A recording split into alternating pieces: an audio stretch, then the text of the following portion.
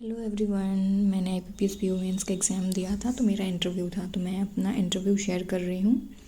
For me, अगर future में कभी ज़रूरत पड़े या किसी की हेल्प हो जाए तो इसके लिए भी। तो मेरा इंटरव्यू का वेन्यू था पटना में और टाइम 8:30 बजे सुबह वाली शिफ्ट थी। मेरा पैनल सेकंड था और मेरा इंटरव्यू CIMS में था पटना में। आफ्टर एंटरिंग हमारा डॉक्यूमेंट वेरिफिकेशन हुआ, फिर हमें इंटरव्यू के लिए बुलाया गया। तो मैंने एंट्री ली और मैंने सबको ग्रीट किया। देयर वर 5 मेंबर्स, जिसमें से 4 मेल मेंबर थे और एक फ़ीमेल मेंबर थी। बीच में चेयरमैन सर थे, तो उन्होंने मुझसे पूछा आप कहाँ से आए हो, अपनी पढ़ाई कहाँ से करी है, ग्रेजुएशन और पोस्ट ग्रेजुएशन, क्योंकि मैंने स्कूलिंग बिहार से करी है और मैंने ग्रेजुएशन पोस्ट ग्रेजुएशन लखनऊ से किया है और मैंने दोनों मैथ्स में किया है। फिर उन्होंने पूछा कि आपने स्कूलिंग बिहार से किया और फिर पोस्ट ग्रेजुएशन के लिए आपने यूपी क्यों चूज़ किया। तो मैंने बताया कि मेरे क्लोज़ रिलेटिव रहते हैं। तो फिर उन्होंने बोला कि अच्छा आप बताओ मुझे फॉर्मूला कंपाउंड इंटरेस्ट का। फॉर्मूला कौन रखता है यार, बट मैंने बोल दिया कि सर मुझे मैंने पढ़ा है बट मुझे याद नहीं आ रहा है, क्योंकि लिटरली मैंने फॉर्मूला नहीं याद किया था। मुझे क्वेश्चन सॉल्व करने होते थे, मैं रेशियो मेथड से कर लेती थी या किसी और मेथड से। तो उन्होंने बोला ओके कोई बात नहीं, आपको नहीं याद आ रहा है। तो उन्होंने फिर सेकंड पैनल मेंबर को दे दिया कि सर आप क्वेश्चन पूछिए। तो उन्होंने पूछा कुछ CII या फिर CIL, कुछ उन्होंने ऐसा पूछा कि अभी एक नया डिपार्टमेंट बना है, उसके चेयरमैन बताओ। तो मुझे नहीं पता था। फिर उन्होंने पूछा अच्छा RTI के थ्रू का, कुछ पता नहीं उनका क्या ही क्वेश्चन था, मुझे तो क्वेश्चन ही नहीं समझ में आया। तो फिर उन्होंने बोला कोई बात नहीं, तुम RBI के गवर्नर बताओ। और तो मैंने बताया संजय मल्होत्रा। फिर उन्होंने बोला अच्छा CB के चीफ का नाम बताओ। फिर मैंने वो भी बताया। तो उन्होंने बोला ओके। फिर उन्होंने थर्ड पैनल मेंबर को दे दिया।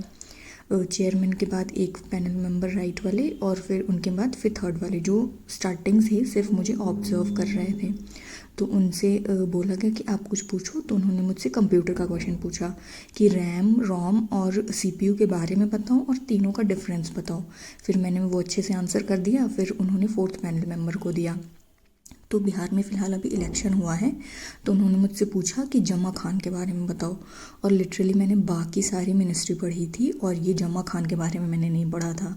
तो मैंने बोला सॉरी सर मुझे पता नहीं है। फिर उन्होंने खुद ही बताया कि जमा खान का अभी जो भी उनको मिनिस्ट्री मिली है। तो फिर मैं जब इंटरव्यू के बाहर आई तो मैंने भी सोच किया ठीक है। तो उन्होंने फिर फिफ्थ पैनल मेंबर को दे दिया, जो एक फ़ीमेल थी।